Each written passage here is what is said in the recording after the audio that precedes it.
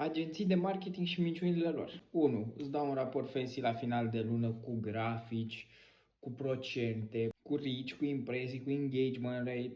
Dacă raportul tău nu are niște numere clare precum câte lead-uri, câte apeluri, câte vânzări, rata de conversie, n-ai făcut nimic cu ei. 2. Contractul de 12 luni. O campanie bună o să-și arate rezultatele în primele 30-60 de zile. Nu-ți arată rezultate finale, dar îți arată o direcție clară, pe care ulterior o poți îmbunătăți sau o poți scala. 3. Account manager dedicat. Da, ai un account manager, dar îți răspunde după 3 zile. Nu știe ce buget rulezi și nu-l vezi niciodată decât atunci când ceri insistent un call. 4. Testimonialele alea fantomă de, zic, creștere 300% în doar 2 luni. Creșterea aia de la ce? De la 2 lead-uri la 8 sau de la 200 la 800? Și 5. Garanțiile. Cum ar putea cineva vreodată să-ți garanteze rezultatele unui serviciu pe care el îl prestează pe o platformă care nu îi aparține? Dacă vrei o agenție de performance marketing care să-ți facă treabă și care să fie transparentă, pentru că nouă ne place să zicem lucrurilor pe nu, fără să promitem marea cu sarea, intră pe nexo-digital.ro, du-te în josul paginii, completează formularul sau contactează-ne la numerele de telefon, adresele de mail afișate prin